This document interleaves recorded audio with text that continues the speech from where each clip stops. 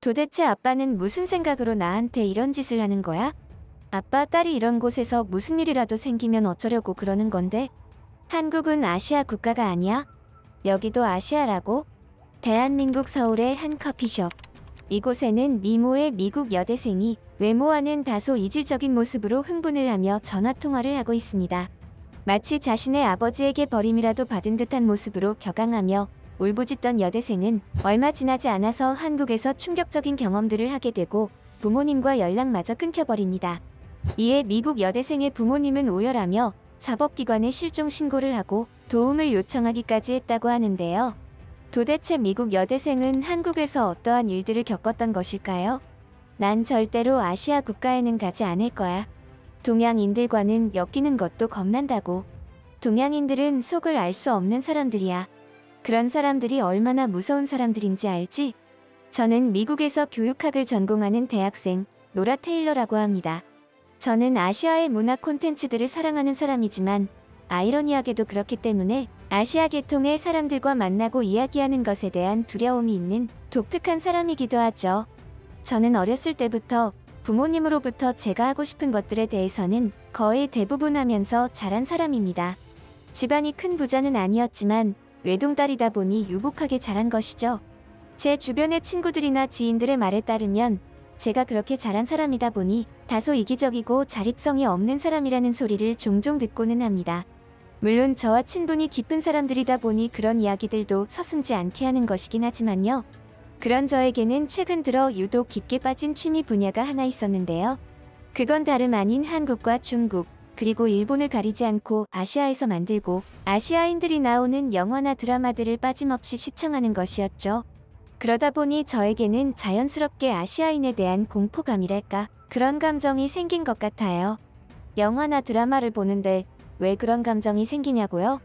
그야 제가 좋아하는 콘텐츠 분야가 액션과 스릴러 쪽이었거든요. 그곳에서 비추어지는 주인공들이나 악당들을 보게 되면 겉으로는 웃고 있으면서 뒤에서는 완전히 다른 짓을 하는 인물들이 많더라고요. 게다가 동양인들은 특유의 그 무표정이라고 해야 하나? 그런 것들이 있었는데 저는 그런 부분들까지도 그 사람의 속을 알 수 없다고 생각되어서 무섭더라고요. 이는 저의 삶에도 어느 정도 영향을 끼쳤어요. 실제로 미국에는 동양인들이 많이 있었고 멀리 나가지 않더라도 우리 학교에도 동양인 친구들이 많았는데 저는 그들과 깊은 사이가 되지 않았고 심지어 대화조차 길게 나누지 않게 되었으니까요. 저 스스로가 그들과의 거리를 둔 셈이었어요. 만약 그러한 일들이 저에게 일어나지 않았더라면 저의 인생은 어떤 식으로 바뀌었을지 상상조차 되지 않네요. 저희 부모님은 저를 낳기 전부터 오랜 시간 여행과 관련된 사업을 하고 있었습니다. 그러다 보니 저를 낳기 이전부터 안 가본 곳이 없을 정도로 많은 여행지를 다니며 사셨던 분들이었죠. 어떻게 보면 저와는 완전히 다른 성향을 지닌 분들이었고 완전히 다른 인생을 살고 있다고 봐도 무방했어요. 그도 그럴 것이 자유분방한 부모님과는 다르게 저는 부모님에게 의지하는 경향이 무척이나 강했거든요. 아빠와 엄마가 없으면 뭔가 불안한 마음이 생길 정도로 말이에요. 하지만 그런 저에게 저희 부모님은 뜬금없이 여행을 떠난다고 했습니다. 그것도 저를 빼고 두 분만 말이죠. 저는 혼자 집에 있기 싫다며 떼를 쓰고 야단법석을 피웠지만 이번에는 부모님이 단순한 여행의 목적이 아니라 사업차 가는 것이라서 동행하지 못한다고 했습니다. 우리 집안의 명운이 걸렸을 만큼 크고 중요한 일이라며 단박에 거절하는 부모님의 행동에 저 또한 더 이상 어리광을 부릴 수는 없더군요. 게다가 여행의 목적지가 아시아 국가인 한국이라서 저 또한 내키지 않았죠. 저에게 있어서 아시아 국가는 그저 영상 콘텐츠로만 즐기는 플라토닉 사랑과도 같은 존재였으니까요.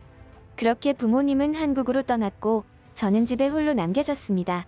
저는 이때까지만 하더라도 부모님이 돌아오실 때까지 단 며칠만 잘 견디면 된다고 생각했죠. 부모님으로부터의 그 전화를 받기 전까지는 말이에요. 노라, 집 잘 지키고 있니? 우리 딸한테 큰 부탁 하나만 해야 할 것 같아. 우리 방에 보면 아빠 서류 넣어 놓는 서랍 있지? 거기에 있는 서류들 전부 챙겨서 한국으로 좀 와줘야겠다. 그게 없으면 한국에 오나 마나인데 깜빡해버렸네. 팩스로는 안 되니까 이렇게 부탁하지? 우리 딸 부탁 좀 하자. 알겠지? 솔직히 저는 짜증이 치솟았습니다. 혼자 집 지키는 개가 된 것도 마음에 들지 않았는데 이제는 그렇게 중요하다는 서류까지 깜빡하고 가져가지 않은 부모님이 원망스러웠죠. 저로서는 이러지도 저러지도 못하는 골치 아픈 상황이었습니다. 하지만 결국 저에게는 하나의 선택지밖에는 없었죠. 저 때문에 집안이 망하는 꼴을 보는 것은 원치 않았으니까요. 그래서 결국 한국으로 서류를 가지고 떠나기로 했고, 한국에 도착하면 부모님에게 서류만 건네주고 곧바로 다시 미국으로 돌아오려고 마음먹었습니다. 한국에 도착한 저는 부모님에게 연락하여 한국에 도착한 사실을 알렸고, 서류를 넘겨드리기 위해서 부모님이 계신 위치를 물었죠. 그리고 이어진 부모님의 대답에 저는 경악을 금치 못했습니다. 우리 캘리포니아 산타바바라 해변에 있단다. 확실히 캘리포니아가 날씨는 좋아. 바닷소리 들리니? 우리 걱정은 마라. 이곳에서 휴가 좀 즐기다가 복귀할 테니까. 그러나 저러나 우리 딸은 한국에서 여행을 좀 즐기다가 집으로 돌아오렴. 이게 무슨 되지도 않는 소리지? 캘리포니아라니? 산타바바라 해변이라니? 내가 잘못 들은 거겠지? 그 순간만큼은 저의 부모님이 친부모가 아닐 수도 있다는 강력한 의심이 드는 순간이었습니다. 부모님은 한국에 계시지 않았습니다. 미국에서도 한국에서도 저는 혼자였어요. 우리 부모님이 저에게 거짓말을 했던 거죠. 저를 완전히 속였던 거예요. 도대체 무슨 이유로 이런 짓을 하신 것인지는 모르겠지만요. 대체 왜 이런 장난을 치는 거지? 부모님은 도대체 나한테 원하는 게 뭐야? 저는 부모님의 이러한 장난이 너무나 황당했습니다. 당황한 마음을 달래기 위해서 공항 근처에 있는 커피숍에 방문했고, 그곳에서 두려움 때문에 두근대는 마음을 진정시키려 노력했습니다. 그리고 생각들을 정리했죠. 지금의 상황을 어떻게 이해해야 하는지, 곧바로 미국으로 돌아가야 하는지, 아니면 기왕지사 한국에 온 김에 부모님의 말씀대로 여행하다가 돌아가든지. 저는 선택을 해야 했죠. 그러고 보니 부모님과 통화를 하면서 너무 당황한 나머지 별다른 대꾸도 못하고 끊었던 것이 분통하여 다시 전화를 걸어 저의 짜증 섞인 분노를 표출하려고 했습니다. 하지만 이미 저의 이러한 태도를 눈치챈 것인지 부모님은 전화를 받지 않더군요. 결국 저에게 이토록 심한 장난을 친 부모님을 원망하며 화가 나서 당장 다시 미국으로 돌아가 부모님이 계신다는 캘리포니아 해변으로 가려고 했습니다. 커피숍을 나왔고 비행기표를 예매하기 위해 다시 인천공항을 찾았죠. 하지만 제 정신이 너무 부모님의 장난에만 매몰되었던 것일까요? 비행기표를 예매하기 위해 가방을 뒤지던 저는 소스라치게 놀라고 말았습니다. 제 지갑이 온데간데 없었기 때문이죠. 그곳에는 저의 개인정보가 들어있는 각종 소지품이 들어있었기에 등골에서 식은땀이 흐르는 기분이 들더군요. 아차, 소매치기 당했나? 정신이 딴 데 팔려서 지갑이나 도둑 맞은 저 스스로가 한심해지는 순간이었죠. 역시나 한국이라는 나라도 다른 나라들처럼 여행객들의 지갑을 노리는 소매치기들이 득실되나 보다 하는 생각을 하며 지푸라기라도 잡는다는 심정으로 만에 하나 도둑 맞은 게 아니라 흘렸을지도 모른다는 생각에 커피숍에서 공항 쪽으로 걸어온 길을 다시 걸어가며 바닥에 지갑이 흘렀는지 살폈습니다. 그러다가 제 앞에 웬 동양인 남자가 저를 주시하며 헐레벌떡 뛰어오는 게 보였죠. 설마 했는데 그 남자는 제 앞에서 멈춰 서더니 무언가를 저에게 내밀었습니다. 잃어버린 제 지갑이었어요. 정말이지 천운이었죠. 그러고 보니 이 남자는 커피숍에서 노트북으로 무언가에 열중하던 남자였습니다. 알고 보니 제가 커피숍에서 지갑을 두고 나왔었고 이 남자분이 저의 지갑을 들고 돌려주기 위해 이곳까지 오신 거였어요. 저는 그 남자분에게 진심으로 감사를 표했습니다. 하지만 한편으로는 걱정이 되기도 했죠. 그 남자분의 소지품은 온데간데 없고 제 지갑만 달랑 들고 이곳까지 나온 거여서 혹여나 소매치기들이 이 남자분의 노트북을 훔쳐가면 어쩌나 하는 생각을 했던 거예요. 근데 노트북 커피숍에 그냥 두고 오신 거면 누가 훔쳐가면 어떻게 해요? 갑작스러운 저의 걱정에 자신을 한국인 남자라고 소개한 민기 씨는 호탕하게 웃기 시작했습니다. 뭐야? 왜 저래? 저 한국 남자가 왜 갑자기 저렇게 웃어 제끼는지 알 수가 없었지만 왠지 밝은 이 남자가 싫지 않았죠. 민기 씨는 저에게 그런 걱정은 하지 말라며 한국 여행은 처음인가 보네요. 라는 예언자 같은 이상한 말까지 하더군요. 그러면서 한국 여행 중 도움이 필요하면 연락하라며 연락처를 건네주었습니다. 그런데 그 남자가 사라진 후 저는 아주 이상한 이질적인 기분이 들었습니다. 한동안 그 감정의 실체가 무엇인지 알지 못해서 답답했는데 이내 그것의 정체를 알아챘죠. 아니, 그런데 저 남자. 동양인 맞아? 왜 이렇게 살갑고 친절한 거지? 뭔가 다른 속셈이 있는 걸까? 아니면 내가 너무 과하게 오버를 하는 건가? 그러고 보니 저는 무턱대고 동양인을 싸잡아서 그들은 속을 알 수 없는 존재들이라며 편견 아닌 편견을 가지고 있었던 것은 아닐까 하는 생각을 했습니다. 분명히 동양인 중에서도 민기 씨 같은 친절하고 배려심이 깊은 한국 남자들도 있을 수 있는 것인데 말이죠. 그래서였을까요? 불과 10분 전까지만 하더라도 당장 미국으로 돌아가 부모님에게 온갖 짜증과 분노를 폭발하려고 했던 저에게 심경의 변화가 찾아왔습니다. 아주 작은 배려였지만 민기 씨의 행동에 한국이라는 나라에 대해 궁금증이 생겨나기 시작했던 것이었죠. 그리고 때마침 그때 걸려온 한 통의 전화. 부모님이었습니다. 우리 딸 전화했었네? 무슨 일이야? 한국 여행은 재밌어?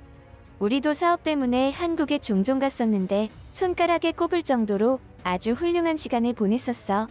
우리 딸도 그 느낌을 만끽하고 돌아왔으면 좋겠다. 너무 화내지 말고 이번에 아빠 엄마가 원하는 만큼 한국에서 제대로 여행하고 온다면 선물을 줄게. 우리 딸이 그렇게 원하던 차. 어때? 저를 속인 부모님이 미웠지만 제가 그토록 원하던 차량을 선물해준다는 말에 저는 금세 해벌쭉해서 그러겠다고 했죠. 사실 부모님의 제안이 아니더라도 어차피 한국에 대한 호기심이 발동해서 조금 여행을 즐기다가 갈 생각이었거든요. 그렇게 저의 첫 한국 여행이 시작되었습니다. 그리고 불과 일주일 만에 저는 어쩌면 차가 없이도 편리하게 내가 원하는 곳들을 다니는 것에 문제가 없을지도 모른다고 생각하게 되었죠. 사실 미국에서는 개인 차량이 없다면 어딘가로 이동한다는 것 자체가 불가능할 정도로 불편한 부분들이 많았습니다. 마트에 보리를 보더라도 차를 타고 한참을 이동해야 했고 택배 주문을 하더라도 몇 날 며칠이 걸리는 건 기본이었으니까요. 하지만 한국에서의 단 일주일의 생활을 해본 결과 차가 없이도 충분히 편리한 생활이 가능하다는 결론에 도달했습니다. 한국의 교통 시스템은 그만큼 훌륭했죠. 물론 미국에도 여러 가지 종류의 교통수단들이 존재했고 많은 사람이 이를 이용하고 있지만 한국에 비할 바는 아니었습니다. 금액도 미국에 비해 상당히 저렴한 편이었고 편의성은 아예 비교조차 되지 않았죠. 한국에서는 이곳저곳을 다닐 때 환승을 자주 했는데 환승으로 인한 가격 할인은 저에게 큰 놀라움으로 다가왔습니다. 호주나 시드니는 버스를 한 번만 타더라도 정말 비싼데 환승도 안 되거든요. 게다가 택시를 타고 5분 정도만 이동하더라도 10,000원이 훌쩍 넘어버리는 끔찍한 가격. 이는 독일도 마찬가지였습니다. 택시와 대중교통이 죄다 비싸죠. 게다가 한국의 지하철이나 기차들은 제 시간에 도착하지 않는 경우를 거의 보지 못했는데 이 부분들 또한 저에게 있어서 더더욱 대중교통의 매력이 커진 부분이었습니다.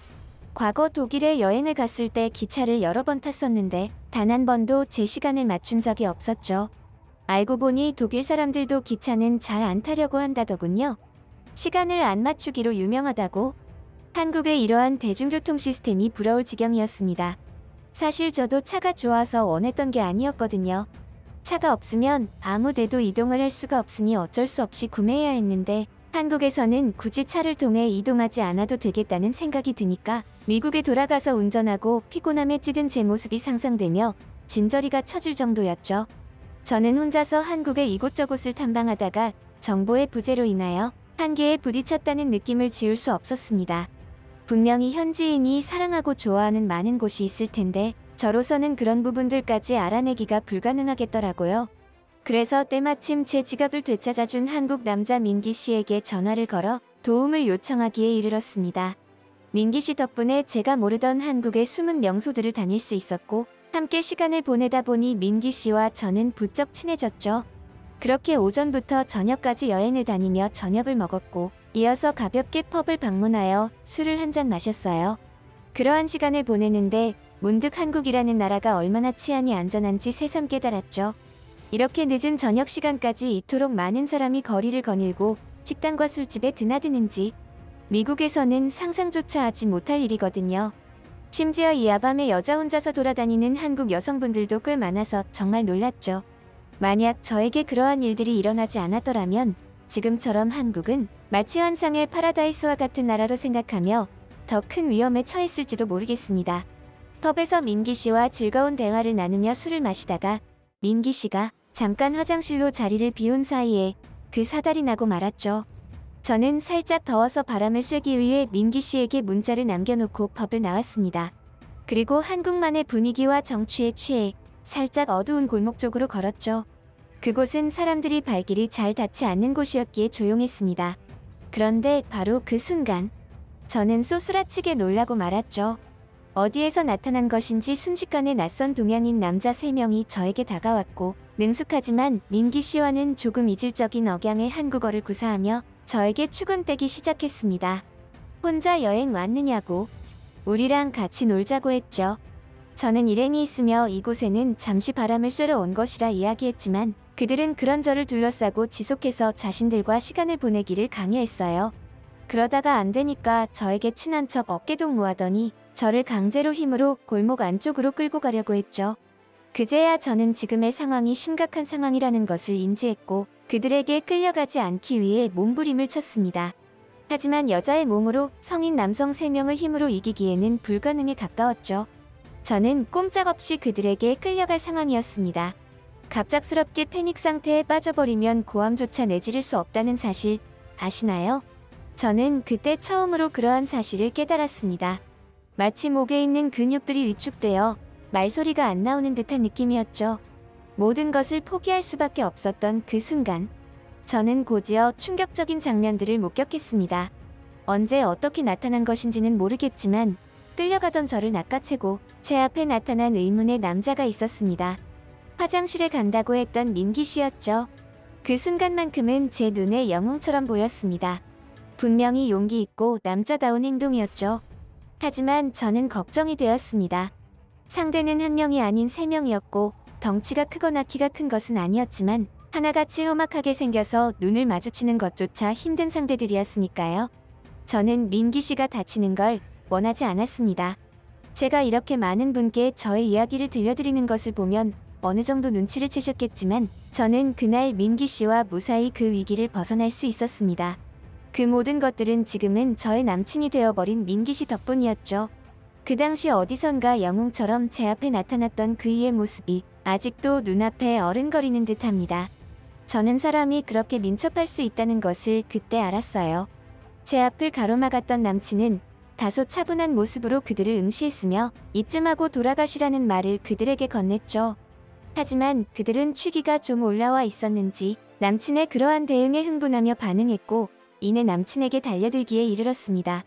하지만 민기 씨는 그들 중 제일 앞에서 달려드는 한 명에게 카운터 펀치를 적중시켰고 상대방의 체중과 민기 씨의 체중이 마주치는 곳에서 민기 씨의 주먹은 그대로 상대의 턱에 적중했죠. 순식간에 일어난 그 찰나로 인해 상대방은 땅바닥과 키스를 해야 했으며 이에 놀란 나머지 2명은 잠시 머뭇거리는가 싶더니 서로 눈빛을 주고받았고 이번에는 동시에 민기 씨에게 달려들었어요. 이번에야말로 민기 씨에게 큰 사달이라도 나겠다 싶었지만 저의 걱정은 그저 찰나의 기우가 되어버렸습니다. 살짝 몸을 비틀어서 위치를 이동시키더니 체중을 앞으로 실어서 가볍게 앞손으로 잽을 내밀었고 이내 둘 중 한 명의 다리를 잡아서 넘어뜨리며 곧바로 굽혔던 허리를 일으키면서 나머지 한 명에게 뒷손으로 펀치를 먹였죠. 이 과정은 정말이지 순식간에 일어난 일이었고 눈 깜짝할 사이에 3명이었던 추행범들은 단 한 명만이 정신을 차리고 있는 상황이 되어버린 것입니다. 그리고 남은 한 명은 익숙하지만 한국어는 아닌 언어로 과격한 표정을 짓고는 무언가 짓거리더니 이내 도망을 가고 말았죠. 나중에 경찰에 의해서 들은 이야기지만 그들은 한국에 불법으로 체류하고 있던 조선족들이었으며 그날 이후 자신의 나라로 추방되었다는 소식까지 들었습니다. 저는 나홀로 한국 여행을 한 이후로 제 평생의 반려자를 얻었고 이와 같은 사실을 뒤늦게 알게 된 부모님은 처음에는 당황해하셨지만 이내 우리를 축복해 주셨죠. 하지만 그 사이에는 아주 큰 혼란이 생겼었습니다. 저는 민기 씨와 그러한 일을 겪은 이후로 원래 정해진 한국 여행 기간을 훌쩍 넘기며 한국에 머무르고 있었는데 휴대전화를 잃어버리며 며칠 동안 부모님과 연락을 하지 못했었습니다. 그때 부모님은 미국에서 경찰 측에 실종 신고를 하고 난리가 났었다고 해요. 그러고 보면 제 인생은 한국을 여행하기 전과 후로 완전히 나뉜다고 봐도 무방할 정도로 변했죠. 과거 동양인들을 무조건 싸잡아서 무서운 사람들로 치부했지만 그러한 편견이 때때로 의도치 않은 운명과 직결되고 그 운명은 결과적으로 행운으로 변화하는 경우도 있는 것 같습니다. 제가 남편을 만난 것처럼요. 그러니 여러분들도 지금 당장 움직이고 행동하세요. 당신의 운명을 위해, 그리고 당신 자신을 위해.